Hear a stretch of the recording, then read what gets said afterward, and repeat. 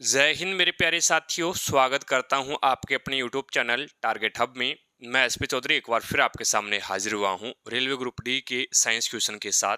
जैसा कि आप सभी को पता है, हम ग्रुप डी के प्रीवियस पेपर का सॉल्यूशन कर रहे थे, जिसके अंतर्गत हमने 8 पेपर का सॉल्यूशन कर लिया है। अगर वो पीछे वाली क्लास आपने नहीं देखी है तो इस क्लास के आई बटन पर उसका लिंक मिल जाएगा, वहां से जाकर के आप पीछे वाली क्लास देख सकते हैं, या फिर आप प्ले लिस्ट में जाओगे तो कंटिन्यूस हुई क्लासें आपको देखने को मिलेगी। चलिए शुरू करते हैं आज का सेशन। और आज अपनी इस क्लास के अंदर है वो 1 दिसंबर को तीसरी पारी में जो पेपर हुआ था, उसमें जितने भी साइंस के क्वेश्चन पूछे गए हैं उन सभी का इस क्लास में सॉल्यूशन करने वाले हैं। तो बने रहेगा हमारे साथ। जिसने भी चैनल को सब्सक्राइब नहीं किया है तो सबसे पहले आप चैनल को सब्सक्राइब कीजिएगा, पास में लगे बेल आइकन को जरूर दबाइएगा, ताकि अपन जैसे ही नेक्स्ट वीडियो लेके आए तो उसका नोटिफिकेशन सबसे पहले आपके पास पहुंचे और आप तुरंत उसका लाभ उठा सको। रही बात पीडीएफ की, तो क्लासों की पीडीएफ और प्रीवियस ईयर के पेपर की पीडीएफ है वो आपको टारगेट अब एप्लीकेशन पे मिलेगा। एप्लीकेशन का लिंक मैंने आपको आई बटन पर दे रखा है, तो वहां से जाकर के आप एप्लीकेशन को डाउनलोड कीजिएगा और प्रत्येक क्लास की पीडीएफ और प्रीवियस ईयर के पेपर की पीडीएफ है वो आपको इसी एप्लीकेशन के माध्यम से मिलेगी। चलिए शुरू करते हैं भी आज का सेशन। और पहला क्वेश्चन देखो भाई, आज की क्लास का आपके सामने है। अब इस क्वेश्चन में आपको बोला गया है भी जीवन प्रक्रिया के लिए जीवन प्रक्रियाओं के लिए जीव के शरीर के बाहर से ऊर्जा के स्रोत के स्थानांतरण को क्या कहा जाता है। अब देखो भी पाचन किसे कहते हैं, पाचन किसे कहते हैं, तो एक प्रकार से भोजन का छोटे टुकड़ों में टूटना, यानी एक प्रकार से ये बोल सकते हैं कार्बोहाइड्रेट का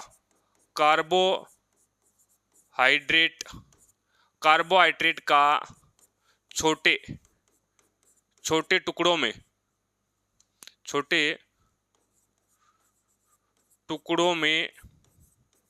टूटना क्या कहलाता है, आपका पाचन कहलाता है भी। ठीक है, उसके बाद में अपन बात करते हैं उत्सर्जन। उत्सर्जन का मतलब क्या होता है, त्यागना। उत्सर्जन का मतलब होता है त्यागना, यानी हानिकारक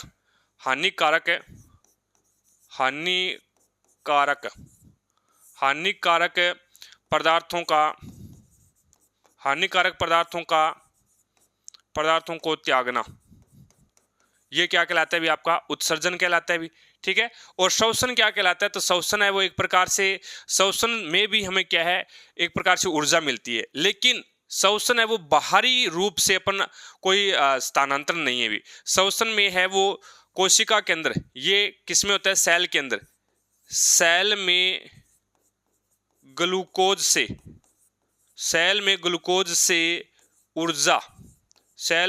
से ऊर्जा प्राप्त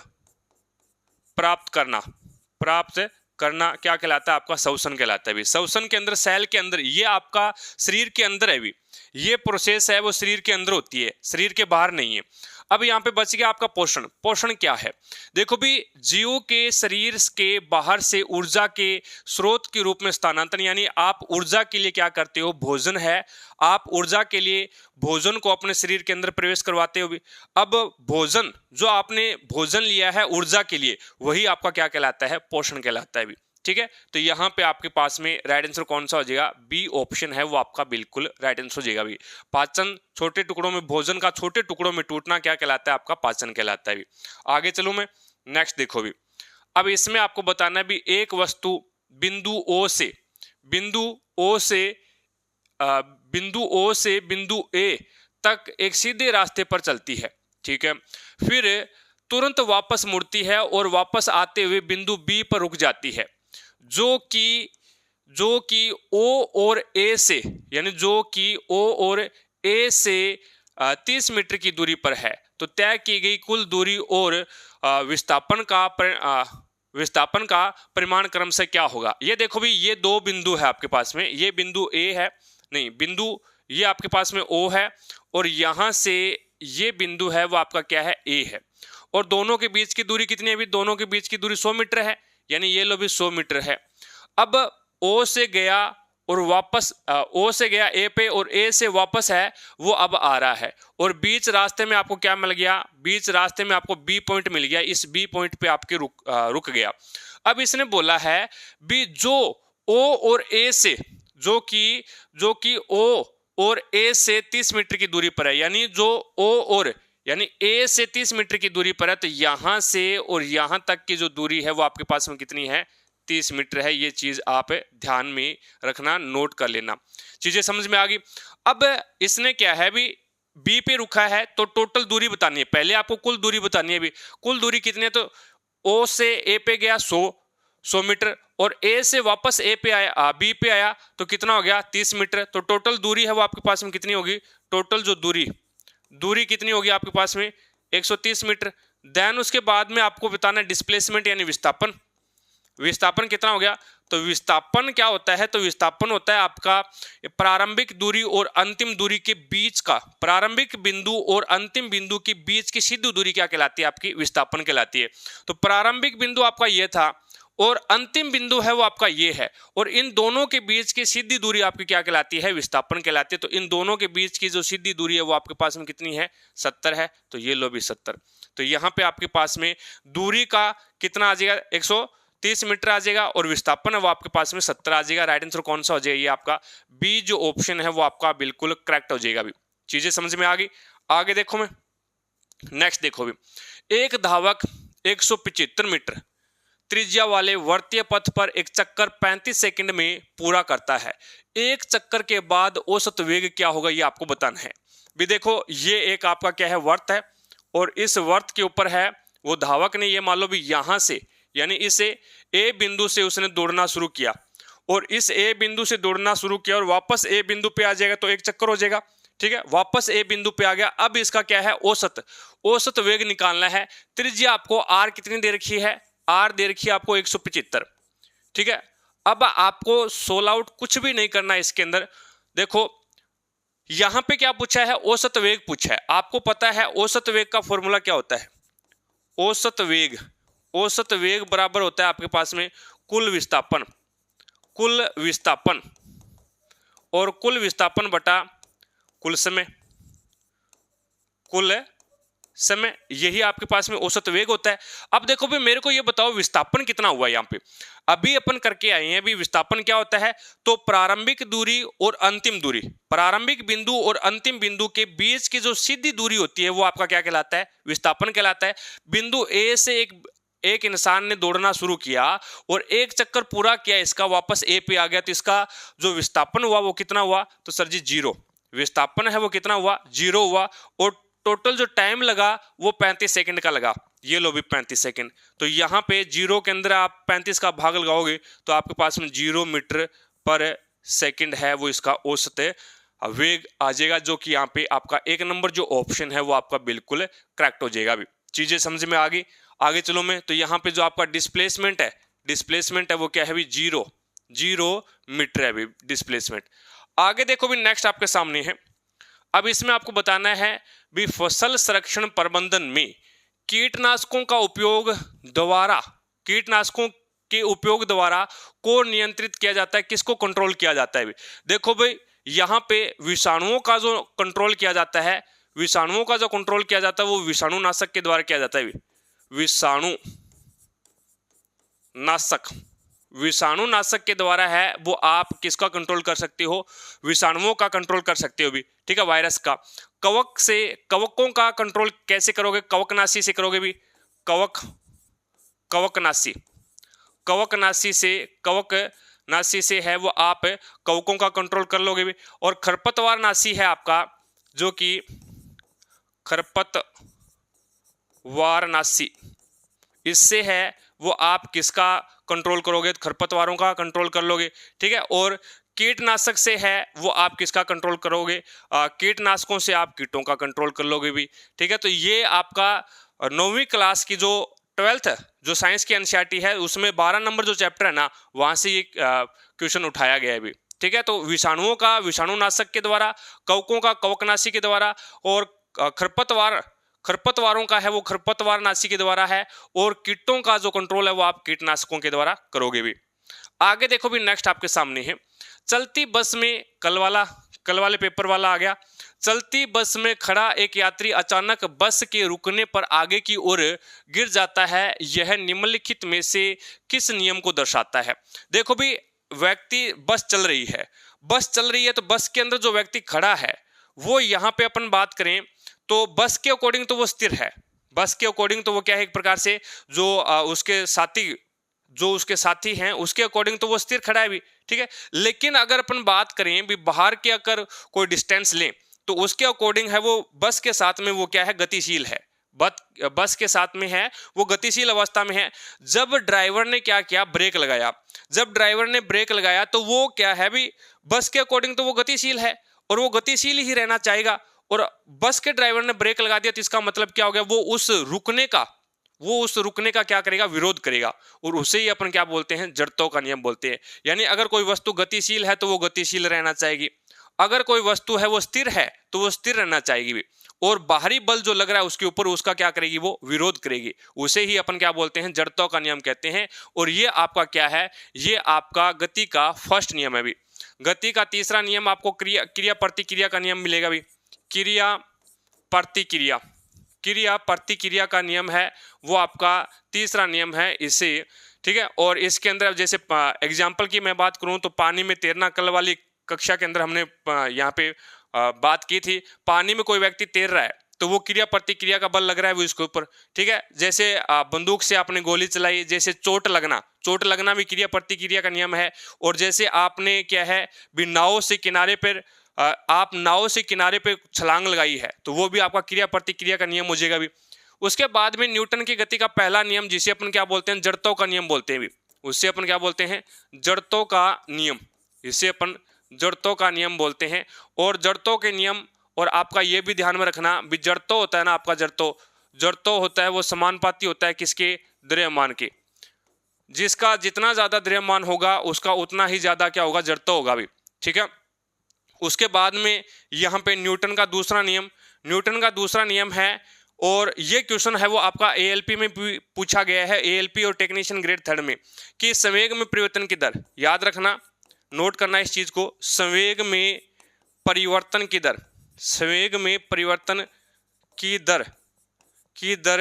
बल के समानुपाती होती है भी। बल के समानुपाती होती है, ये चीज आप नोट करना, ठीक है। यानी कहने का मतलब ये है भी संवेग क्या होता है, P बराबर mv होता है भी। संवेग क्या होता है, P बराबर mv होता है। m यहाँ पे द्रव्यमान है, v यहाँ पे क्या है, वेग है। तो आप जितना बल के अंदर आप संवेग में परिवर्तन की दर, यानी आप जितना ज्यादा बल लगाओगे उतना ही आपका संवेग के अंदर क्या होगा, परिवर्तन हो जाएगा भी। तो ये आपके पास में क्या होता है, संवेग न्यूटन की गति का दूसरा नियम है। और यहाँ पे अगर मैं बात करूं भी, जैसे आप तेज से आती हुई गेंद है, क्रिकेट की बॉल आप कैच लेते हो तो उसमें जो क्षेत्र रक्षक होता है वो इस प्रकार से पीछे हाथ क्यों करता है, तो टाइम बढ़ाता है। टाइम बढ़ाने के लिए, ताकि जो फोर्स लगता है वो फोर्स कम लगे भी, यानी हाथों पे चोट है वो कम आए, ठीक है। उसके बाद में गुरुत्व का नियम है भी, कोई भी वस्तु है वो एक प्रकार से पृथ्वी अपनी ओर जो खींचती है वो जो बल है वो आपका क्या कहलाता है, गुरुत्व बल कहलाता है। और यहाँ पे इसका फॉर्मूला कई बार पूछ लेता है गुरुत्व बल का। गुरुत्वाकर्षण बल का जो फॉर्मूला होता है, F बराबर क्या होता है, F बराबर होता है G, कैपिटल G होगा ये, ठीक है ना, जो कि सार्वत्रिक नियतांक है। सभी जगह इसका जो मान है वो समान रहेगा। और इसका मान ग्रुप डी 2018 के अंदर वो ये पूछा गया था भी, इसका जो जी का जो मान है वो किसने दिया था, तो हेनरी कैवेंडिश ने दिया था भी। ये हो जाएगा आपके पास में जी बराबर क्या हो जाएगा यहाँ पे, m1 इंटू m2 अपॉन में आपके पास में क्या आ जाएगा, r स्क्वायर आ जाएगी। m1 है वो प्रथम वस्तु है, पहली वस्तु का द्रव्यमान है, और m2 है वो दूसरी वस्तु का द्रव्यमान है, अपॉन में आपके पास में r स्क्वायर का मतलब हो गया भी पहली वस्तु और दूसरी वस्तु के बीच की जो दूरी है उसके क्या हो जाएगा, वर्ग के व्युत्क्रमानुपाती हो जाएगा। यानी बल है वो दोनों वस्तुओं के द्रव्यमान के तो गुणनफल के तो समानुपाती होता है, और उनके बीच की दूरी के वर्ग के व्युत्क्रमानुपाती होता है। ये चीज आप ध्यान में रखना भी, ठीक है। आगे चलो मैं, तो इसमें आपका राइट आंसर कौन सा हो जाएगा, ये बी ऑप्शन है वो आपका बिल्कुल करेक्ट हो जाएगा भी। आगे देखो भी, नेक्स्ट है, इसमें आपको बताना भी निम्नलिखित में से कौन सा जीव प्रजनन की बहुविखंडन मोड के माध्यम से गुणन करता है। तो यहाँ पे एक आसान सा क्वेश्चन है भी, इसमें आपको लिस्मानिया दिखा रहा है। लिस्मानिया है वो द्विखंडन की विधि दिखाता है भी, द्विखंडन की विधि है वो लिस्मानिया, और द्विखंडन के द्वारा है वो अमीबा है, पैरामीशियम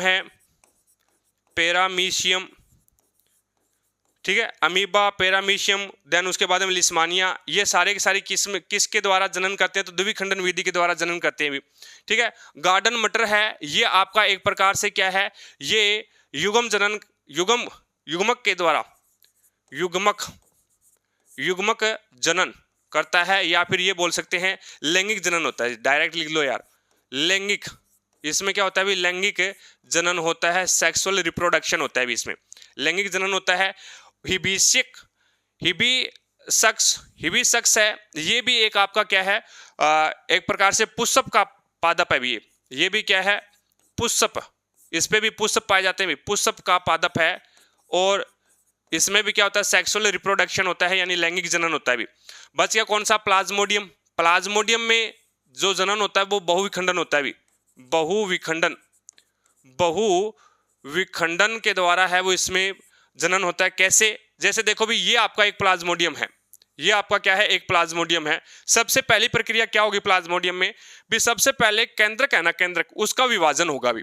ठीक है, और केंद्रक विभाजन होने के बाद में ये केंद्रक है ना भी, ये नहीं है भी एक या दो केंद्रक में डिवाइड हो जाएगा, नहीं, बहुत सारे केंद्रक में डिवाइड होगा भी।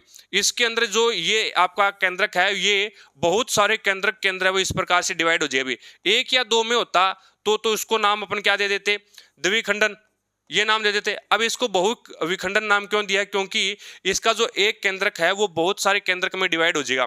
देन उसके बाद में जो आपकी ये सिस्टर्न झिल्ली है ना, ये जो बाहरी लेयर है, ये क्या हो जाएगी, विलुप्त हो जाएगी, और प्रत्येक जो केंद्रक है ना वो एक नया प्लाज्मोडियम बन जाएगा भी। इसीलिए यहाँ पे अपन क्या कहते हैं, इसमें प्लाज्मोडियम है वो बहुविखंडन के द्वारा, बहु का मतलब होता है बहुत सारे प्लाज्मोडियम बन जाएंगे में इसके अंदर, तो यहाँ पे बहुविखंडन के द्वारा है वो प्लाज्मोडियम जनन करता है, एक नंबर ऑप्शन हो जाएगा भी। आगे देखो भी, नेक्स्ट आपके सामने है, अब इसके अंदर आपको बताना है भी, यहाँ पे आपको बोला गया भी, निम्नलिखित में से कौन सा पोषक तत्व पौधों के लिए प्रचुर मात्रा में आवश्यक होता है। एक मैं ट्रिक बताता हूं यहाँ पे, एक तो होता है आपका यहाँ पे वरत मात्रा में, यानी बहुत ज्यादा मात्रा में जो पाए जाते हैं, बहुत ज्यादा मात्रा में आवश्यक होते हैं, वो तत्व कौन से होते हैं, तो चतुरसिंह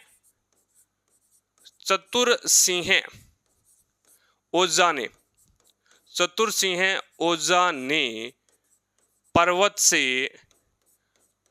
से कब मांगा कैल्शियम। ठीक है, कब मांगा कैल्शियम, ये आपका क्या है, वर्त मात्रक ये तत्व हो जाए जो कि ज्यादा अधिक मात्रा में पौधे को आवश्यक होते हैं, क्योंकि पौधे को एक प्रकार से यहाँ पे अपन बात करते हैं तो पादप के वर्दी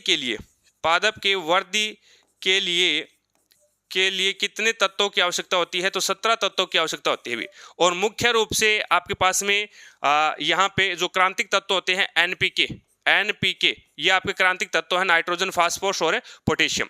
देन उसके बाद में चतुर से बन जाएगा आपका कार्बन, और सिंह से आपका बन जाएगा हाइड्रोजन, ओजा से आपका बन जाएगा ऑक्सीजन। ठीक है, और यहाँ पे ने से बन जाएगा नाइट्रोजन, और उसके बाद में यहाँ पे पर्वत से बन जाएगा फास्फोरस, से बन जाएगा सल्फर।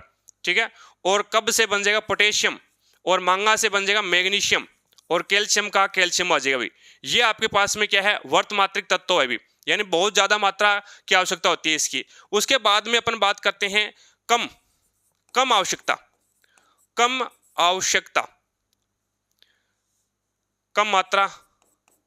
मात्रा की आवश्यकता होती है। उसकी ट्रिक क्या है भी आपके पास में, तो वो हो जाएगा फिर कल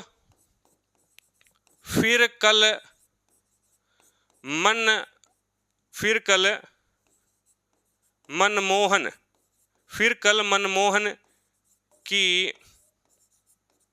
जिंदगी बस के नीचे कुचल गई। अपने को याद होना चाहिए बस भी, फिर कल मनमोहन की जिंदगी बस के नीचे कुचल गई। फिर से आपका क्या बन जाएगा, एफ यानी फ्लोरीन बन जाएगा, और एक आपका आयरन भी बनता है भी। एफ ही आयरन नहीं होता क्या, तो यहाँ पे आप एक इसका आयरन भी बना लो भी। ठीक है। तो एक फिर से बन जाएगा फ्लोरीन और आपका ये आपका बन जाएगा Fe यानी आयरन। कल से बन जाएगा क्लोरीन, कल से क्लोरीन बन जाएगा। मन से बन जाएगा मैग्नीज, मन से क्या बनेगा मैग्नीज। मैग्नीशियम अलग है, ये यहाँ पे है, और मन का बन जाएगा मैग्नीशियम मैग्नीज।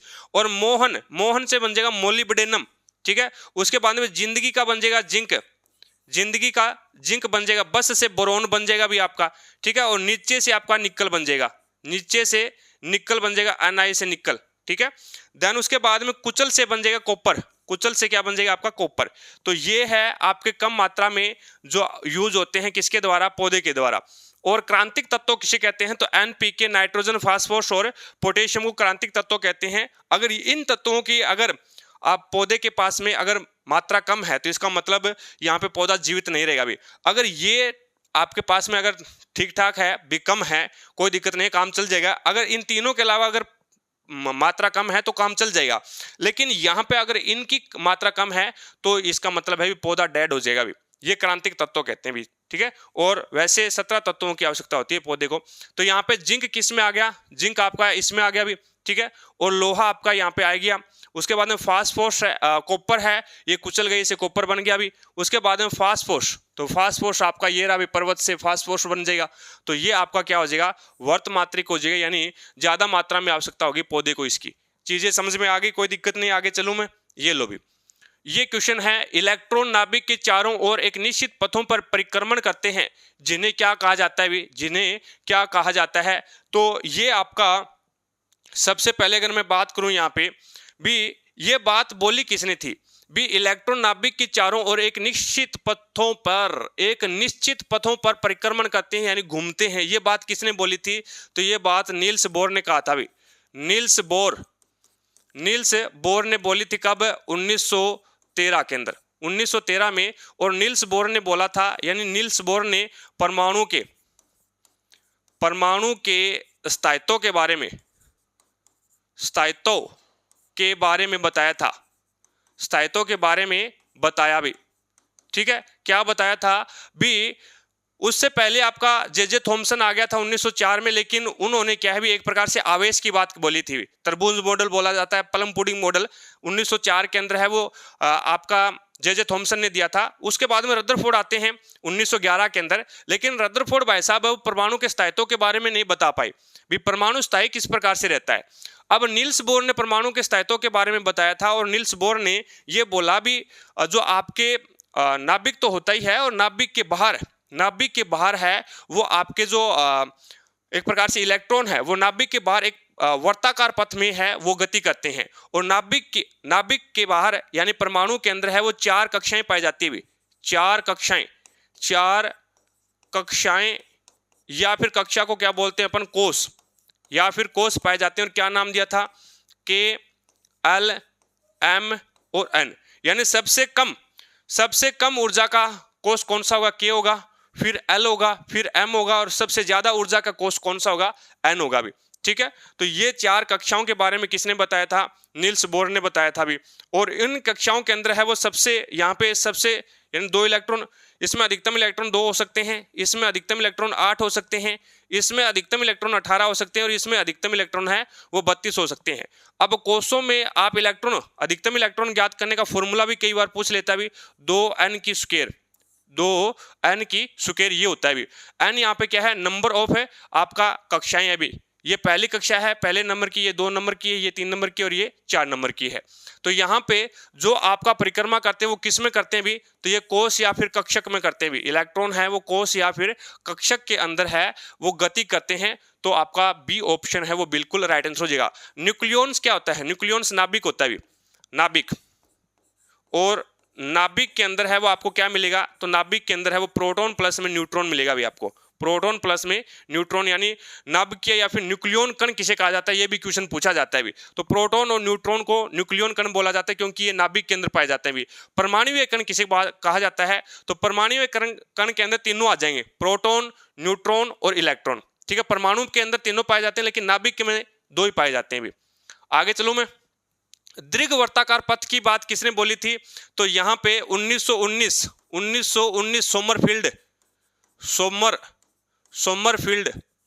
सोमरफील्ड भाई साहब आए थे, उन्होंने दीर्घवृत्ताकार पथ के बारे में बताया था भी। उन्होंने ये बोला था भी ये जरूरी नहीं है भी इलेक्ट्रॉन क्या है भी एक प्रकार से वर्तीय गति के अंदर ही गति करे, ये जरूरी नहीं है। वो क्या है दीर्घवृत्ताकार पथ के अंदर भी गति कर सकते हैं भी। और ये बोला था भी कक्षाएं तो होती है भी, आपके परमाणु हैं उसमें कक्षाएं तो होती है, लेकिन कक्षाओं के अंदर भी उपकोष पाए जाते हैं। तो उपकोष की अवधारणा किसने दी थी? सोमरफील्ड ने दी थी भी। आगे चलो मैं नेक्स्ट देखो भी, ये लो इसमें बोला गया भी द्रव का क्या होता है भी? आकार निश्चित होता है, आकार निश्चित नहीं होता। द्रव का आकार निश्चित नहीं होता भी, बिल्कुल सही बात है भी। जिस के अंदर द्रव को डाला जाए वो उसी का आकार ले लेता है भी।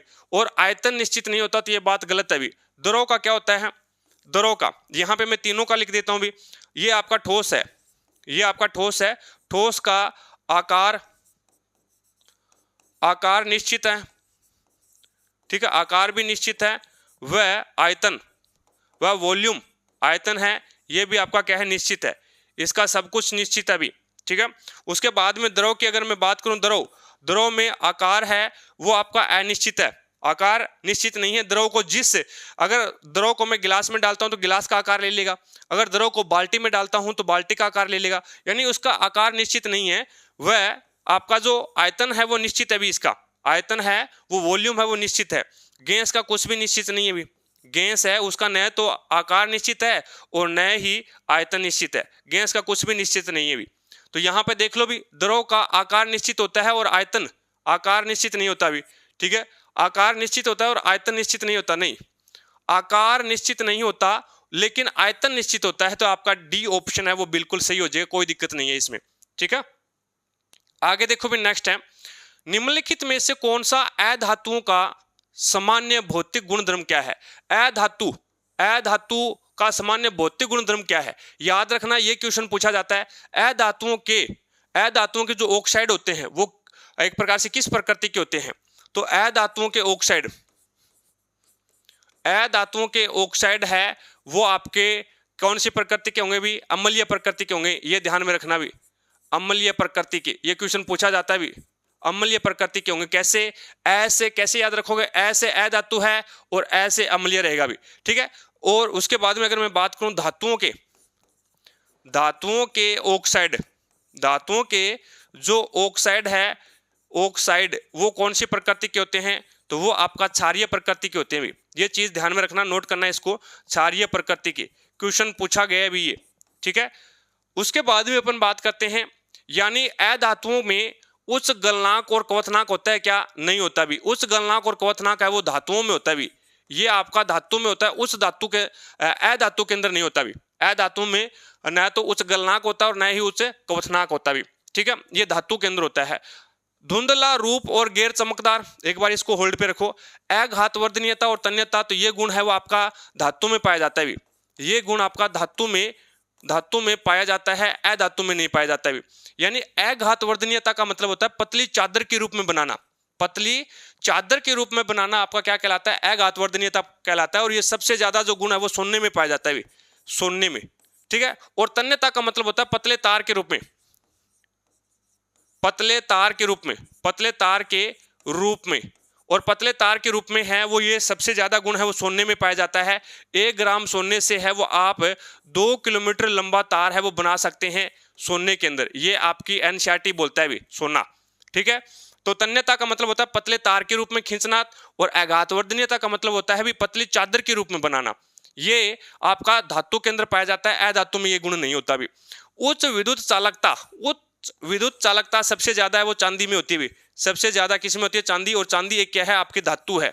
तो ये गुण आपका किस में पाया जाता है? धातु में पाया जाता है, ठीक है। अब यहाँ पे अगर मैं बात करूं अधातु की, तो अधातु है वो आपका धुंधला रूप होता है और एक प्रकार से गैर चमकदार होता है, यानी चमकदार नहीं होता। तो बी ऑप्शन है वो आपका बिल्कुल राइट आंसर हो जाएगा।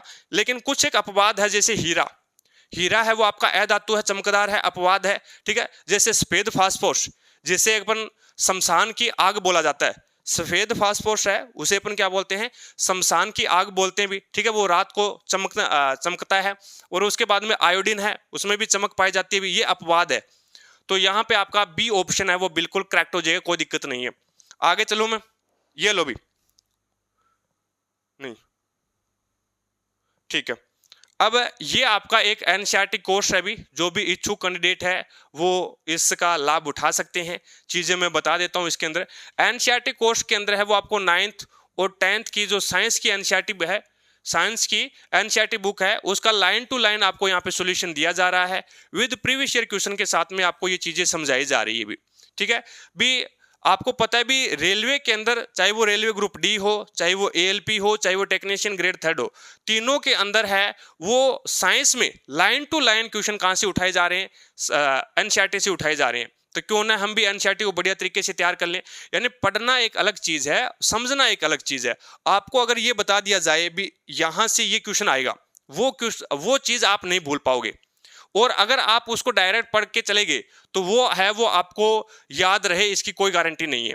लेकिन अगर आपसे ये बोल दे भी ये क्वेश्चन पूछा गया है और इस तरीके से पूछा गया है और ये क्वेश्चन है वो इस तरीके से पूछा गया है, ये चीजें अगर आपको बता दे एनसीईआरटी के अंदर, तो आप है वो उस चीज को भूलने के चांस है वो बहुत ही कम हो जाते हैं, यानी न के बराबर हो जाते हैं।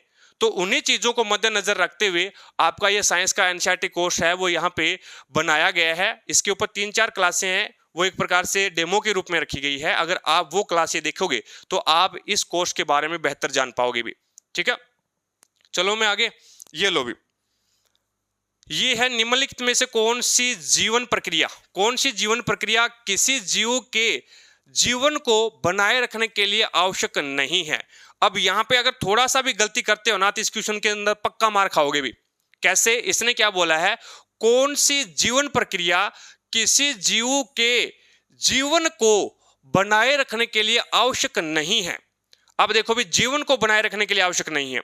यहां पे बात करूं मैं पोषण, उत्सर्जन और श्वसन। पोषण की अभी अपने बात की थी भी, हम अपनी शरीर में ऊर्जा प्राप्त करने के लिए बाहर से जो भोजन प्राप्त करते हैं उसे ही अपन क्या कहते हैं, पोषण कहते हैं भी। तो ये तो आपका पोषण हो गया। ठीक है, यानी बाहर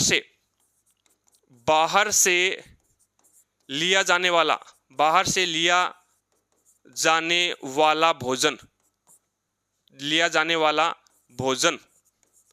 भोजन पोषण कहलाता है भी। क्या कहलाता है? पोषण कहलाता है। उसके बाद में उत्सर्जन का मतलब होता है त्यागना। उत्सर्जन का मतलब त्यागना होता है। त्यागने का मतलब हो गया भी यहाँ पे हानिकारक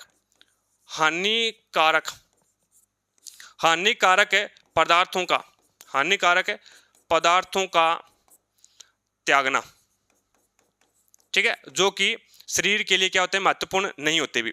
श्वसन का मतलब होता है भी एक प्रकार से ये बोल सकते हैं अपन भी, सेल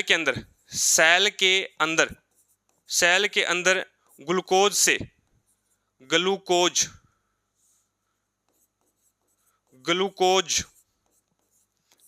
से ऊर्जा प्राप्त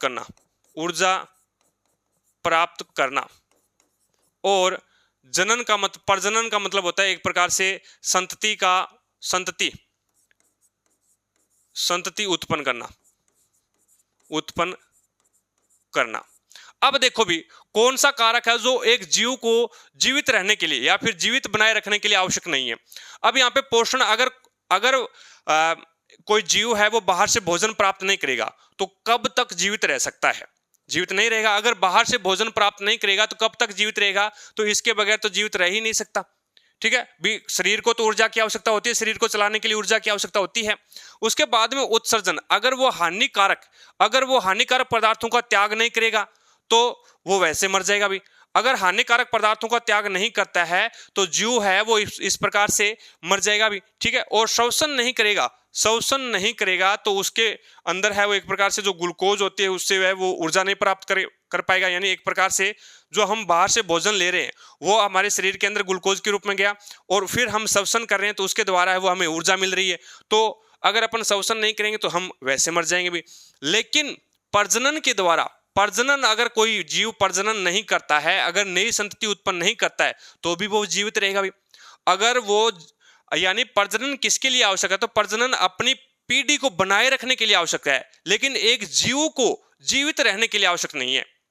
एक जीव को अगर जीवित रहने के लिए, अगर कोई इंसान है, ये मान लो भी जैसे कोई इंसान है एक्स, जैसे कोई मनुष्य है, ये एक्स मनुष्य है, इसका विवाह नहीं हुआ, विवाह नहीं हुआ तो ये प्रजनन नहीं करेगा भी, यानी विवाह नहीं हुआ तो ये प्रजनन यानी जनन नहीं करेगा, और जनन नहीं करेगा तो ये अपनी आगे संतति नहीं बना पाएगा। लेकिन ये जीवित तो है, जीवित तो रहेगा, यानी पोषण और उत्सर्जन और श्वसन ये तीनों की तीनों क्रियाएं अगर ये कर रहा है तो ये जीवित तो रहेगा। और यही यहाँ पे बोल रहा है भी, किसी जीव के जीवन को, कोई जीव है उसके जीवन को बनाए रखने के लिए आवश्यक नहीं है तो वो आपका प्रजनन आवश्यक नहीं है भी, प्रजनन आवश्यक नहीं है, प्रजनन अपनी पीढ़ी को बनाए रखने के लिए आवश्यक है। चीजें समझ में आ गई ना, तो यहाँ पे आपका ए ऑप्शन हो जाएगा, कोई दिक्कत नहीं है।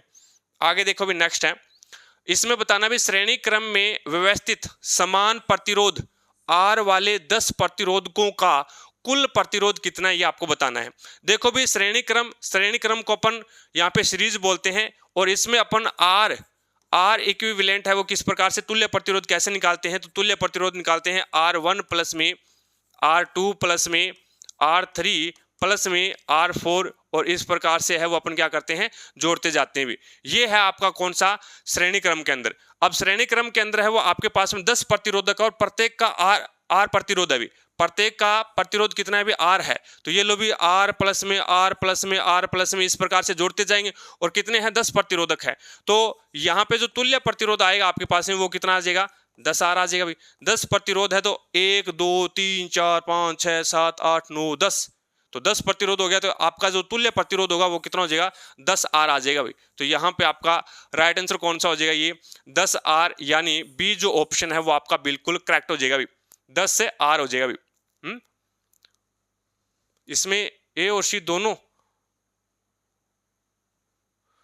एक जैसे दे रखे हैं भी यहाँ पे, इसमें थोड़ा सा यहाँ पे बीच में मल्टीप्लाई आएगा भी कहीं ना कहीं, ठीक है ना। तो वो तो बात एक ही है भी, इसको अगर मैं 10 पहले लिख दूं, 10 आर लिख दूं, या फिर आर 10 लिख दूं, आर 10 लिख दूं, तो इसका मतलब तो एक ही है, कोई दिक्कत ही नहीं है, ठीक है। तो इसके अंदर थोड़ा सा करेक्शन कर लेना भी, यहाँ पे आप 10 इंटू आर लिख लो, मल्टीप्लाई करोगे तो भी ये तो मल्टीप्लाई में ही है, 10 आर आएगा भाई, 10 आर, ठीक है, 10 आर आ जाएगा आपके पास में। तो यहाँ पे इसका जो तुल्य प्रतिरोध है वो कितना आ जाएगा, आर, और 1 2 3 4 इस प्रकार से जोड़ेंगे तो 10 आर हो जाएगा भाई, 10 आर। तो ये आपका सी ऑप्शन है वो बिल्कुल करेक्ट हो जाएगा, फिर सी ऑप्शन है वो बिल्कुल करेक्ट हो जाएगा। इट्स ओके, इसके अंदर कहीं ना कहीं थोड़ा सा ऑप्शन के अंदर गड़बड़ी है, वो देख लेंगे, कोई दिक्कत नहीं है। तो यहाँ पे आपके पास में ये तो है आपका श्रेणी क्रम, और समांतर क्रम में क्या होता है, समांतर क्रम में आर, आप आर इक्विवेलेंट किस प्रकार से निकालते हो, इस प्रकार से, यानी तुल्य प्रतिरोध निकालते हुए 1/R1 प्लस में 1/R2 प्लस में 1/R3 इस प्रकार से है वो आप निकालते हो भी तुल्य प्रतिरोध। चीजें समझ में आ गई क्या, ये आपका क्या है, समांतर क्रम में है, यानी समांतर क्रम, या फिर इसे क्या बोलते हैं, पार्श्वक्रम बोलते हैं, ये आपका पार्श्वक्रम में होता है भी। आगे चलूं मैं, नेक्स्ट देखिएगा अगला क्वेश्चन आपके सामने, इसके अंदर आपको बताना है विपरीपथ आरेखों में एक टेढ़ी मेढ़ी रेखा का उपयोग निम्नलिखित में से किसे निरूपित करने के लिए किया जाता है, टेढ़ी मेढ़ी रेखा का उपयोग। अब स्विच का, यहाँ पे स्विच का जो डायग्राम होगा वो क्या होगा, स्विच का डायग्राम ये हो जाएगा भी, ये स्विच का डायग्राम है, यानी यहाँ पे एक प्रकार का मतलब है भी स्विच चालू है आपका, और स्विच अगर मैं बंद कर दूं तो इसका मतलब ये स्विच का, ये बंद स्विच है, ये आपका स्विच चालू है, ठीक है। और उसके बाद में फ्यूज की अगर मैं बात करूं तो फ्यूज आपका ये हो जाएगा भी, फ्यूज का जो डायग्राम है वो इस प्रकार से होता है, फ्यूज का डायग्राम इस प्रकार से बनता है भी। एक बैटरी का जो डायग्राम है वो इस प्रकार से बनता है भी, यानी 2 से ज़्यादा अगर मैं यहाँ पे 2 से ज़्यादा अगर क्या कर दूं, मैं सेल जोड़ दूं तो ये आपका बैटरी बन जाएगा भी, ये आपका बैटरी होता है भी, ठीक है। उसके बाद में प्रतिरोध का जो डायग्राम होता है वो ये होता है, ये प्रतिरोध का होता है। तो इसने यही बोला भी जिगजैग लाइन, यानी टेढ़ी मेढ़ी जो लाइन का उपयोग करके आप किसका निरूपित करते हो, तो यहाँ पे एक प्रतिरोधक को बनाते हैं भी आप, एक प्रतिरोधक को बनाते हैं, तो राइट आंसर कौन सा हो जाएगा आपका, सी ऑप्शन हो जाएगा भी। आगे देखो भी नेक्स्ट आपके सामने है, किसी होल या कमरे में अनुरणन का मुख्य कार्य क्या है। अनुरणन को अपन क्या बोलते हैं, गूंज, गूंज बोलते हैं भी। अनुरणन का मतलब होता है गूंज, यानी एक होल के अंदर आप बोलते हो तो उसके अंदर आप बोलने के बाद भी आपकी जो ध्वनि है वो एक प्रकार से सुनाई देती है। आपने बोल दिया और उसके बाद में आप बंद हो गए ठीक है, यानी रुक गए आप, रुकने के बाद में भी क्या है भी आपकी जो गूंज है वो सुनाई देती है वापस, तो वो एक प्रकार से अनुरणन होता है भी।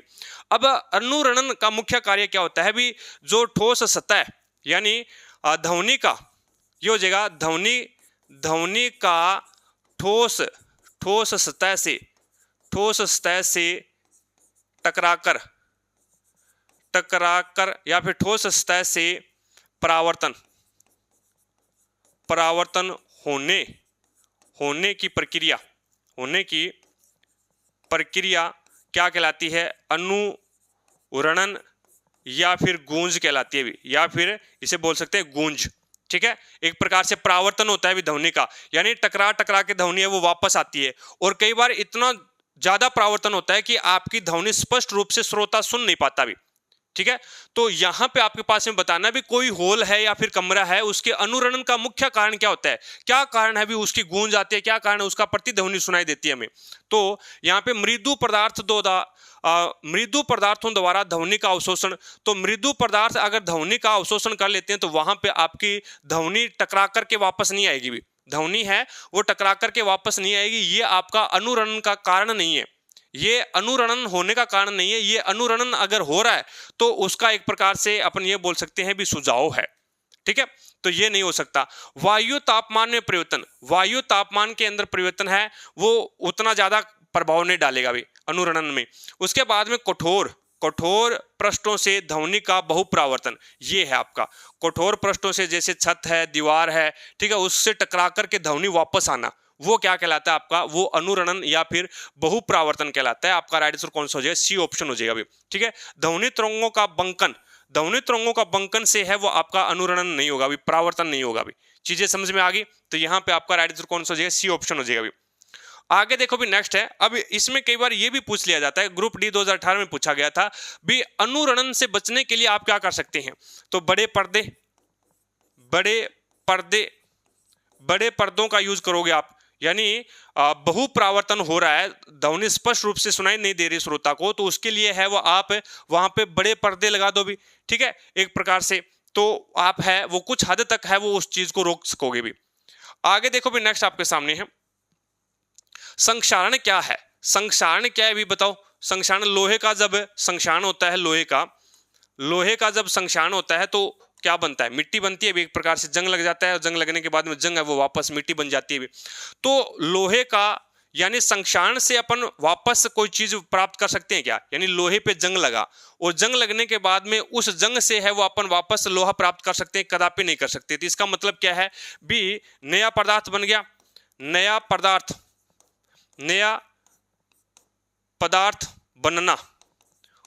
पदार्थ बनना ही क्या कहलाता है आपका, संक्षारण होता है भी। ठीक है, और इस संक्षारण के अंदर है वो आपके पास में क्या हो जाएगा, इसमें अगर मैं बात करूं ऊष्माशोषी अभिक्रिया, संक्षारण में ऊष्माशोषी अभिक्रिया क्या होती है, क्या ऊष्माशोषी अभिक्रिया किसे कहते हैं, वह अभिक्रिया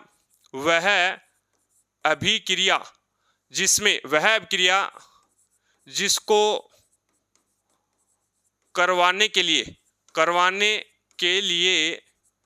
लिए ताप या फिर ऊष्मा की आवश्यकता हो, कराने के लिए ऊष्मा की आवश्यकता हो, वहां पे आपका क्या कहलाता है, ऊष्माशोषी अभिक्रिया कहलाता है। यानी एक होता है ऊष्माक्षेपी अभिक्रिया, यानी वह अभिक्रिया जो होने के बाद में ऊष्मा उत्पन्न करे तो वो तो ऊष्माक्षेपी अभिक्रिया होगी, लेकिन वह अभिक्रिया जिसको करवाने के लिए ऊष्मा देनी ही पड़े, वहां पे क्या हो जाएगी आपकी ऊष्माशोषी अभिक्रिया हो जाएगी भी। उसके बाद में अपन बात करते हैं रासायनिक परिवर्तन। रासायनिक परिवर्तन में क्या होता है भी, वह परिवर्तन जिसमें नया पदार्थ बने, वह परिवर्तन जिसमें नया पदार्थ बने वो क्या कहलाता है, नया पदार्थ बने वो आपका रासायनिक परिवर्तन कहलाता है। जैसे दूध का फटना, दूध का किण्वन होना, दही बन जाता है, दूध से दही बनना, तो वापस दही से दूध प्राप्त कर सकते हो क्या आप, नहीं कर सकते, तो वहां पे नया पदार्थ बन गया भी। लोहे पे जंग लगना, अब जंग लगे हुए, जो जंग लगा हुआ है उस जंग से है वो आप दोबारा से नया यहाँ पे लोहा प्राप्त कर सकते हो क्या, नहीं प्राप्त कर सकते भी। ठीक है, उसके बाद में उदासीनीकरण अभिक्रिया है वो कल वाली क्लास के अंदर अपन ने पढ़ा था भी, प्रबल अमल प्लस में प्रबल अमल और प्रबल क्षार जब अभिक्रिया करते हैं तो उसमें आपका लवण प्लस में जल बनता है भी, लवण प्लस में जल बनता है, उस अभिक्रिया को क्या बोलते हैं, उदासीनीकरण अभिक्रिया कहते हैं भी, ठीक है। और भौतिक परिवर्तन से है, ये आपका दोनों ओर से चलता है भी, ये आपका दोनों ओर चलता है, यानी ये आपका दोनों ओर आपकी अभिक्रिया चलेगी, यानी इस अभिकारक से आप उत्पाद प्राप्त कर सकते हो और उत्पाद से आप है वो अभिकारक प्राप्त कर सकते हो, तो ये आपका भौतिक परिवर्तन होता है भी, ठीक है।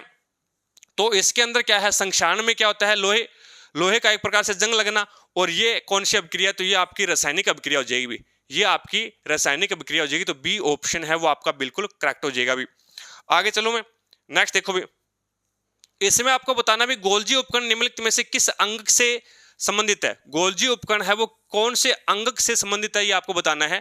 लवक है वो आपके पादप सेल में, ये आपका पादप सेल में पाया जाता है भी, पादप सेल में पाया जाता है, ठीक है। और लवक है वो आपका 3 प्रकार का होता है भी, लवक है आपका कितने प्रकार का होता है, तो लवक आपका 3 प्रकार का होता है। कौन सा होता है, तो यहां पे अपन बात करें तो पहला आता है आपका वर्णी लवक, वर्णी लवक जो कि क्या करता है, रंग प्रदान करता है भी, ठीक है। एक होता है आपका अवर्णी लवक, अवर्णी लवक जो कि क्या करता है, भोजन का स्टोरेज करता है भी। और एक आता है हरित लवक, हरित लवक जो कि भोजन का निर्माण करता है। ये 3 प्रकार के लवक होते हैं। वर्णी लवक है वो आपका रंग प्रदान करता है, जैसे पुष्पों के अंदर है, गाजर का जो लाल रंग है, टमाटर का लाल रंग है, टमाटर का लाल रंग लाइकोपिन के कारण होता है, गाजर का लाल रंग है वो केरोटिन के कारण होता है, ठीक है। सेब का जो रंग होता है वो एंथोसाइनिन के कारण होता है। देन उसके बाद में पीले पुष्पों का जो रंग होता है वो जेंथोफिल के कारण होता है। और उसके बाद में अपन बात करते हैं चुकंदर का रंग है वो बिटेनिन के कारण होता है, हमने पहली कक्षाओं में बात की थी इसकी। तो ये क्या करता है, रंग प्रदान करता है। ये आपका क्या करता है, तो ये आपका एक प्रकार से भोजन का स्टोर करके रखता है भी, जैसे प्रोटीन का स्टोर करना है, ग्लूकोज का, कार्बोहाइड्रेट का स्टोर करके रखना है, ठीक है। उसके बाद में एक प्रकार से लिपिड का जो स्टोर करके रखना है, तो वो कार्य कौन करेगा, अवर्णी लवक करेगा भी। हरित लवक है ये क्या करता है, भोजन बनाने का कार्य करता है भी, यानी इसमें क्या पाया जाता है, क्लोरोफिल पाया जाता है भी हरित लवक में, जो कि प्रकाश संश्लेषण की क्रिया के द्वारा है वो भोजन का निर्माण करता है। केंद्रक आप जानते हैं, ये भी केंद्रक है वो एक प्रकार से सेल कोशिका का नियंत्रण करता है भी, कोशिका का कंट्रोलर किसे कहते हैं, आप केंद्रक को कहते हैं भी। केंद्रक की खोज रॉबर्ट ब्राउन ने की थी 1831 के अंदर, ठीक है। उसके बाद में सूत्रकणिका यानी माइटोकॉन्ड्रिया है, इसे पावर हाउस कहा जाता है भी माइटोकॉन्ड्रिया। और याद रखना यहाँ पे माइटोकॉन्ड्रिया यानी माइटोकॉन्ड्रिया प्लस में आपका लवक, ये 2 ऐसे कोशिकांग हैं, ये एम से माइटोकॉन्ड्रिया या फिर सूत्रकणिका लिख देते हैं, यानी सूत्रकणिका, इन दोनों के अंदर है वो खुद का तो डीएनए पाया जाता है भी, खुद का डीएनए पाया जाता है। और डीएनए कैसा होता है, वर्तुलाकार, डीएनए कैसा होता है, वर्तुलाकार होता है। और 17 प्रकार का राइबोसोम पाया जाता है भी, 17 प्रकार का राइबोसोम पाया जाता है। ये क्वेश्चन आपका पूछा जाता है। तो माइटोकॉन्ड्रिया और लवक दोनों के अंदर है वो खुद का डीएनए पाया जाता है और खुद का राइबोसोम पाया जाता है, इसीलिए ये आपके केंद्रक से क्या है, स्वतंत्र है भी। अब इसको प्रोटीन का निर्माण करना है और अपनी जो फोटोकॉपी बनानी है, तो उसके लिए यहाँ पे केंद्रक से परमिशन लेने की जरूरत नहीं है, क्योंकि ये केंद्रक से क्या है, एक प्रकार से स्वतंत्र है। देन उसके बाद में अंतःपर्दवी जालिका ईआर की कल हमने बात की थी, ईआर एंडोप्लाज्मिक रेटिकुलम, ये आपका 2 प्रकार का होता है भी। एक होता है एसईआर स्मूथ एंडोप्लाज्मिक रेटिकुलम और एक होता है आरईआर जो आपका रफ एंडोप्लाज्मिक रेटिकुलम होता है भी। एसईआर है यानी ये क्या करता है, तो ये लिपिड का बनाना या फिर संश्लेषण, लिपिड का संश्लेषण करता है, लिपिड को बनाता है। ये क्या करता है, तो ये प्रोटीन का संश्लेषण करता है भी, ये नोट करना, संश्लेषण करता है यानी प्रोटीन बनाता है। क्यों, क्योंकि आरईआर है, इसके ऊपर राइबोसोम पाए जाते हैं भी, राइबोसोम पाए जाते हैं, जिसके कारण है ये खुरदरी होती है भी, ठीक है। तो ये खुरदरी अंतःपर्दवी जालिका, ये चिकनी अंतःपर्दवी जालिका है, ये क्या करता है, इस पे राइबोसोम पाए जाता है, इसीलिए ये प्रोटीन का संश्लेषण करती है। और इसके ऊपर राइबोसोम नहीं पाए जाते तो ये क्या करती है, लिपिड का संश्लेषण करती है, लिपिड बनाती है। और जो प्रोटीन और लिपिड बनाती है यानी जो अंतःपर्दीय जालिका प्रोटीन और लिपिड बनाती है उसकी पैकिंग कौन करता है, तो उसकी पैकिंग अपना गोल्जी उपकरण करता है भी। गोल्जी क्या करता है, इसीलिए जो गोल्जी उपकरण है वो किससे संबंधित है, आपका एंडोप्लाज्मिक रेटिकुलम से संबंधित है भी। ठीक है, इन प्रोटीन का और लिपिड का एक प्रकार से बनाना, देन उसके बाद में बनने के बाद में ये भाई साहब क्या करते हैं, उसकी पैकिंग करते हैं, और जहां पे एक प्रकार से भेजना होता है उसी स्थान पर है वो ये भेजने का भी कार्य करते हैं, यातायात प्रबंधक का कार्य करते हुए। यानी गोल्जी उपकरण होता है ना आपका, ये आपका यातायात प्रबंधक का भी कार्य करता है, ये चीज भी ध्यान में रखना भी। ठीक है, आगे चलो मैं, तो इसमें आपका राइट आंसर कौन सा हो जाएगा, ये आपका डी ऑप्शन हो जाएगा भी। आगे देखो भी, नेक्स्ट आपके सामने है, इसमें आपको बताना भी, एक बच्चा खिलौना कार को जमीन पर खींचता है, खिलौना कार है उसको जमीन पर खींचता है, यदि बल और विस्थापन एक ही दिशा में है तो किया गया कार्य क्या होगा। मैं आपको बहुत बार ये चीजें बता चुका हूं भी, जो एक ही दिशा में यानी कार्य होता है आपका, कार्य तीन रूप होते हैं, कार्य के तीन रूप होते हैं। कार्य आपका शून्य भी हो सकता है, कार्य आपका शून्य भी हो सकता है, कार्य आपका ऋणात्मक भी हो सकता है, और कार्य वो आपका धनात्मक भी हो सकता है। तीनों रूपों में होता है। यानी जब आपने किसी वस्तु को धक्का दिया और वस्तु हिली नहीं तो आपके द्वारा किया गया कार्य वो शून्य है। आपने दीवार को धक्का दिया, दीवार हिली नहीं, तो आपके द्वारा किया गया कार्य वो शून्य है। ठीक है, उसके बाद में आपने जिस दिशा में आपने यहाँ पे क्या दिया, धक्का दिया या फिर बल लगाया, और उसके विपरीत दिशा में गति होगी, तो वहां पे जिस दिशा में गति हुई है उसके, जिस दिशा में आपने बल लगाया उसके विपरीत दिशा में गति होगी, तो वहां पे आपका जो कार्य है वो ऋणात्मक होगा। और जिस दिशा में आपने गति करवाई, जिस दिशा में आपने एक प्रकार से धक्का दिया या फिर बल लगाया, और उसी दिशा में एक प्रकार से क्या हो गया, विस्थापन हो गया, तो वहां पे आपका कार्य है वो धनात्मक होगा भी। क्यों? क्योंकि आपको पता है भी W बराबर क्या होता है, W बराबर होता है F डॉट, W बराबर क्या होता है भी आपका, W बराबर होता है F dot D, dot product हटाएंगे तो यहाँ पे क्या लगेगा, W बराबर हो जाएगा F D cos थीटा। और आपको पता है भी जब मैंने क्या है भी सर के ऊपर बोझा रख रखा है तो बल है वो मैं ऊपर की ओर लगा रहा हूं, और एक प्रकार से जमीन पे चलते जा रहा हूं, तो दोनों के बीच में जो एंगल बनेगा वो 90 डिग्री का बनेगा। और कोस 90 डिग्री का मान क्या होता है, कोस 90 डिग्री का मान 0 होता है, तो इसीलिए यहाँ पे जो आपका कार्य होगा वो क्या हो जाएगा, शून्य हो जाएगा भी। ठीक है, उसके बाद में मैंने क्या है भी बल लगाया आगे की ओर, विस्थापन हुआ पीछे की ओर, तो इसका मतलब है भी वहां पे बल और विस्थापन दोनों के बीच में 180 डिग्री का एंगल है भी। यानी बल लगाया मैंने इस दिशा में और विस्थापन हो गया इस दिशा में, तो दोनों के बीच में जो एंगल है वो 180 डिग्री का है, और कोस 180 डिग्री का मान है वो क्या होता है, -1 होता है भी। तो यहाँ पे कार्य ऋणात्मक हो जाएगा। जिस दिशा में मैंने बल लगाया उसी दिशा में विस्थापन हो गया, तो दोनों का जो मान है एक प्रकार से समांतर है, और समांतर है तो दोनों का जो मान, दोनों के बीच में जो एंगल बना वो 0 डिग्री का बना, और 0 डिग्री के ऊपर जो कोस का मान होता है वो क्या होता है भी आपके पास में 1 होता है भी। यहाँ पे आपका धनात्मक हो जाएगा भी। अब चीजें आती है यहाँ पे क्वेश्चन पे। अब देखो भी ऋणात्मक होता है तो ऋणात्मक मैंने आपको कंडीशन बता दी भी, जिस दिशा में यदि बल और विस्थापन दोनों एक ही दिशा में तो धनात्मक होगा, ऋणात्मक तो होगा ही नहीं। शून्य के बराबर होगा, तो शून्य के बराबर कब होता है, जब लंबवत होता है, कार की चाल के बराबर होता है, या फिर बल और विस्थापन के गुणनफल के बराबर होता है। आपने क्या देखा है यहाँ पे, आपने क्या देखा, W बराबर क्या होता है, FD होता है। W कार्य क्या होता है, FD, F क्या होता है, बल, D क्या है, डिस्प्लेसमेंट विस्थापन, तो दोनों का गुणनफल के बराबर होता है। राइट आंसर कौन सा हो जाएगा, ये D ऑप्शन हो जाएगा भी। आगे चलो मैं, ये लो भी, ग्लूकोज का रासायनिक फॉर्मूला क्या है, एक आसान सा क्वेश्चन है भी। यानी ये आपका मेथेन का फॉर्मूला है भी, ये आपका मेथेन का फॉर्मूला है। यहां पे थोड़ा सा करेक्शन करूं मैं, इसको अगर मैं इस प्रकार से लिख दूं C12H22 और आपके पास में O11, इस प्रकार से लिख दूं तो ये बन जाता है मेरे पास में सुक्रोज का फॉर्मूला बन जाता है भी।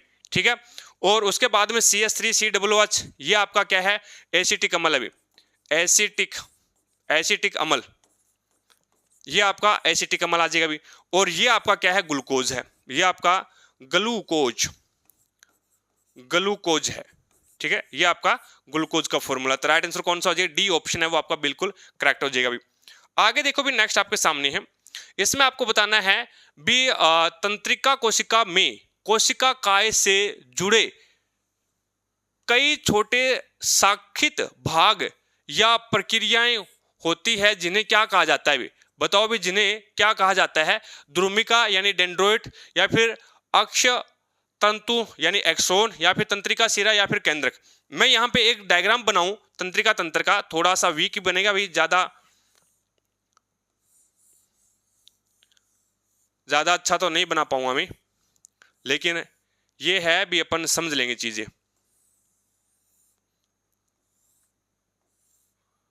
इस प्रकार से होता है शायद कुछ एक तंत्रिका तंत्र, ठीक है।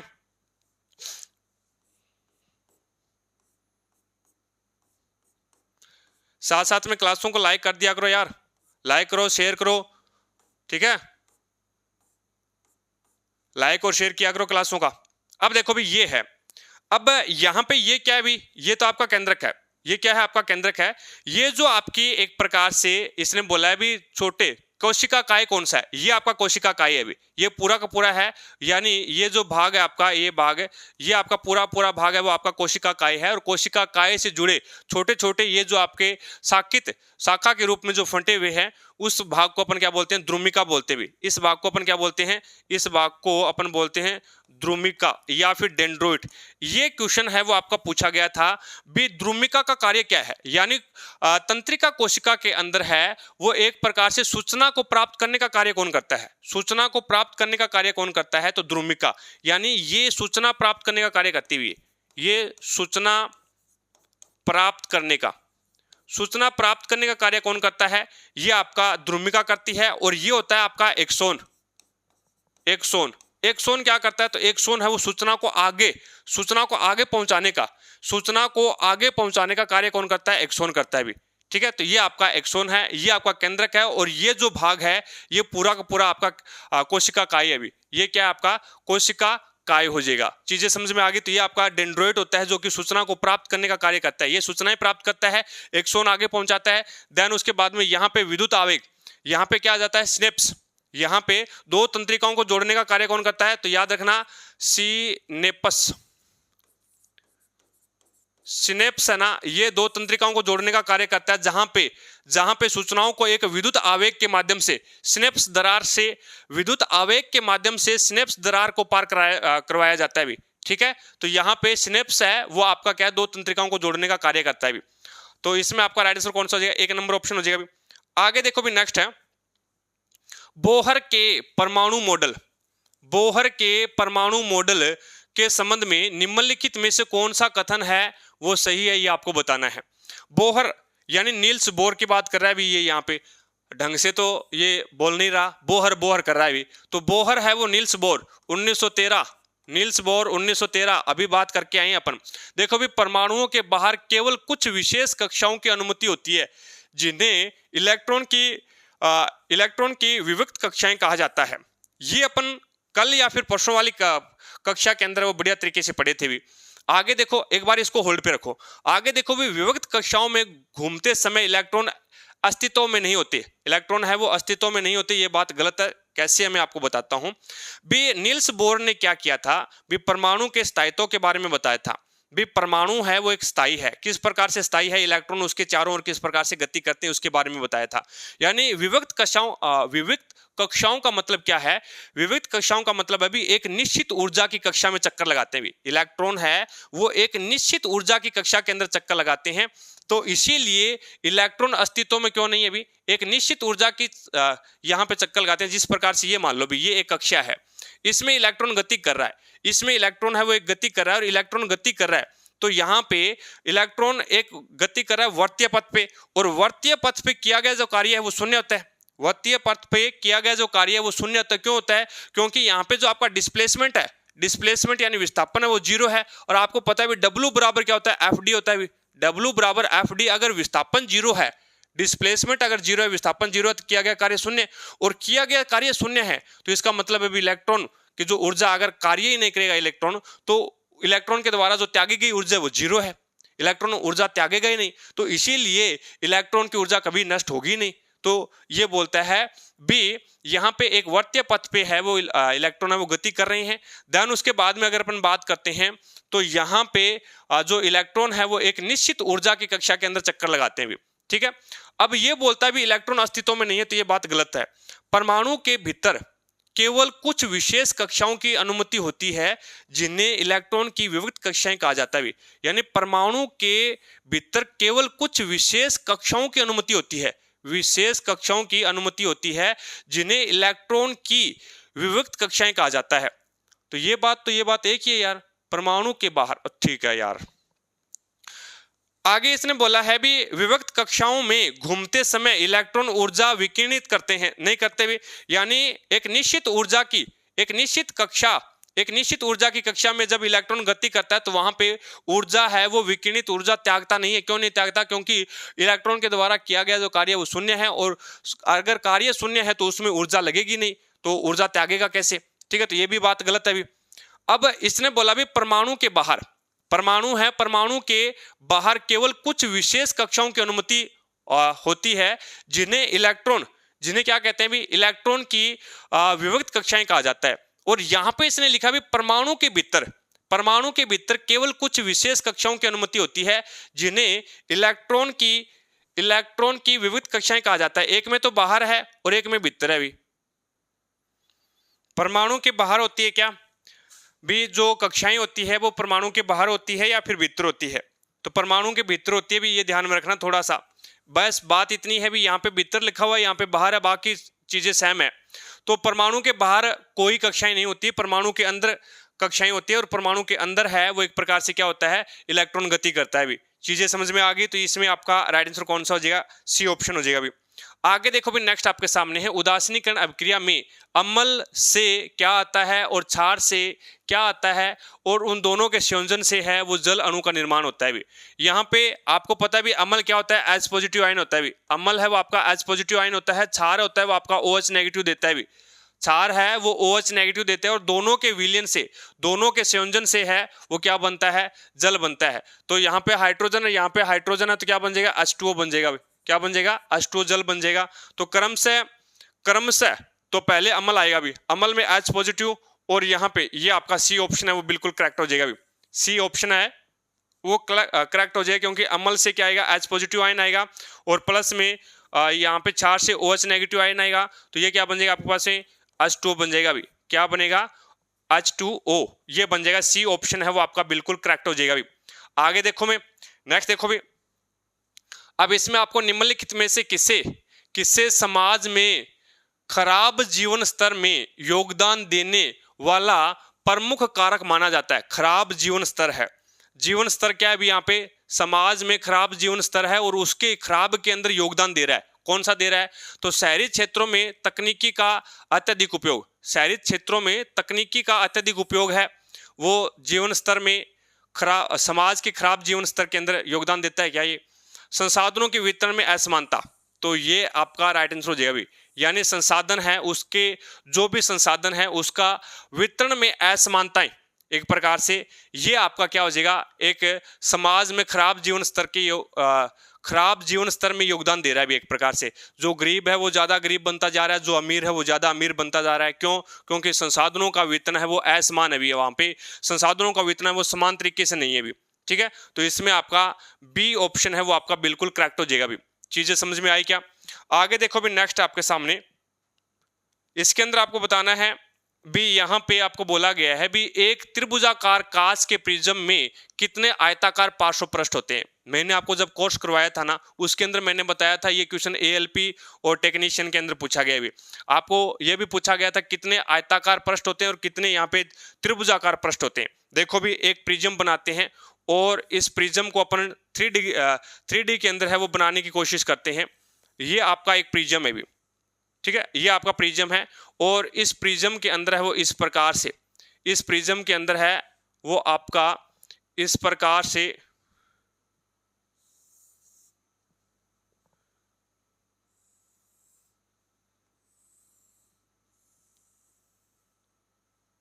ठीक है।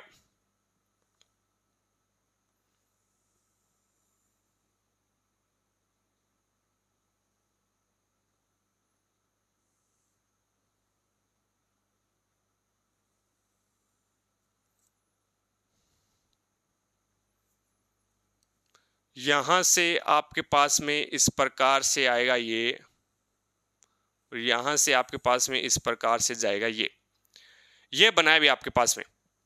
अब यहाँ पे आपके पास में थोड़ा सा आपको 3D में दिखाई दे रहा है। अब इसमें देखो भी आयताकार पृष्ठ है, तो एक तो आपका ये हो गया भी, ये आयताकार पृष्ठ है आपका, ठीक है, आयत के रूप में है पहला पृष्ठ। दूसरा आयताकार पृष्ठ आपका ये हो गया, और तीसरा जो आयताकार पृष्ठ है वो आपका ये हो गया। देन उसके बाद में त्रिभुजाकार कौन सा हो गया, एक तो आपको सामने जो त्रिभुज के रूप में दिखाई दे रहा है आपको, एक त्रिभुजाकार ये हो गया, और एक जस्ट इसके पीछे है भी त्रिभुजाकार। तो दो तो इसके त्रिभुजाकार पृष्ठ होते हैं और तीन इसके आयताकार होते हैं भी। आयताकार पृष्ठ कितने होते हैं, तो 1 2 और 3, ये 3 है वो इसके आयताकार पृष्ठ होते हैं भी, और 2 त्रिभुजाकार होते हैं भी। 2 है वो त्रिभुजाकार पृष्ठ होते हैं, ये चीज आप ध्यान में रखना। तो यहाँ पे आपका राइट आंसर कौन सा हो जाएगा, बी ऑप्शन है वो आपका बिल्कुल करेक्ट हो जाएगा भी। चीजें समझ में आई क्या, आगे चलो मैं, ये लो भी, इसमें बोला गया भी किसी वस्तु के आकार का वास्तविक प्रतिबिंब प्राप्त करने के लिए उसे उत्तल लेंस के सामने कहाँ रखा जाना चाहिए। कल वाला प्रश्न आ गया भी, कल वाली क्लास के अंदर पहला जो क्वेश्चन था भी, एक वस्तु के आकार का वास्तविक प्रतिबिंब प्राप्त करना है। अब वस्तु के आकार का प्रतिबिंब कहाँ पे प्राप्त होता है, जब आप उत्तल लेंस के सामने, जब आप वस्तु को कहाँ पे रखोगे, वस्तु को वक्रता केंद्र पे, वस्तु को वक्रता केंद्र पर जब आप रखते हो, तो वस्तु को वक्रता केंद्र पे रखते हो, तो वस्तु के समान साइज का वक्रता केंद्र के ऊपर ही प्रतिबिंब बन जाता है भी, ठीक है, ये कंडीशन होती है। तो यहाँ पे आपके पास है फोकस दूरी के दुगनी दूरी पर, यानी जब वस्तु को आप कहाँ पे रखोगे, फोकस दूरी के दुगनी दूरी के ऊपर जब रखोगे, तो वहां पे आपका जो प्रतिबिंब है वो वक्रता केंद्र के ऊपर ही बनेगा। अब बात ये लेंस की हो रही है, तो लेंस के अंदर है वो ये आपका उत्तल लेंस है भी, ठीक है, और ये आपका क्या है, मुख्य एक्स है भी, और यहाँ पे आपके पास में प्रकाशीय केंद्र है, और ये आपके पास में F1 है, और ये आपके पास में क्या है भी, ये आपके पास में 2F1 है भी, यानी 2F2, ये आपके पास में क्या हो जाएगा भी, ये आपके पास में 2F2, और ये आपके पास में नहीं यार, ये आपके पास में 2F1 हो जाएगा भी। उसके बाद में ये आपके पास में F2 है, और ये आपके पास में 2F2 है भी। अब जब वस्तु को यहाँ पे रखेंगे, जब वस्तु को क्या है यहाँ पे रखेंगे, तो उसका प्रतिबिंब है वो यहाँ पे बन जाएगा भी, यहाँ पे समान साइज का बनेगा भी, यहाँ पे समान साइज का बनेगा। अब फोकस दूरी की दुगनी दूरी होती है भी, यानी आपको पता भी वक्रता केंद्र कहाँ पे होता है, तो फोकस दूरी की दुगनी दूरी पे होता है। फोकस है वो आपका क्या है, एक प्रकार से बीच में होता है, किसके, प्रकाशिक केंद्र और वक्रता केंद्र के बीच में क्या होता है, आपका फोकस होता है भी, और इसकी दुगनी दूरी के ऊपर है वो क्या होता है, आपका वक्रता केंद्र होता है। तो फोकस दूरी का दुगनी दूरी के ऊपर जब आप रखोगे, यानी वक्रता केंद्र पे जब वस्तु को रखोगे, तो उसमें समान आकार का और वास्तविक हमेशा कैसा होता है, उल्टा होता है भी। आगे देखो भी, नेक्स्ट आपके सामने है, इसमें आ जाएगा आपके पास में, दिए गए यौगिक में से किसका उपयोग ईंधन योज्य के रूप में किया जाता है। ईंधन योज्य के रूप में किया जाता है, यानी ईंधन के रूप में किसका यूज कर सकते हैं अपन। तो यहाँ पे एथेनोइक अम्ल है वो आपके पास में एसिटिक अम्ल होता है CH3COOH, तो इसका उपयोग है वो ये आपका एसिटिक अम्ल है, और एसिटिक अम्ल है ये आपका औद्योगिक उपयोग में होता है। इसका औद्योगिक उपयोग के अंदर है वो इसका यूज किया जाता है।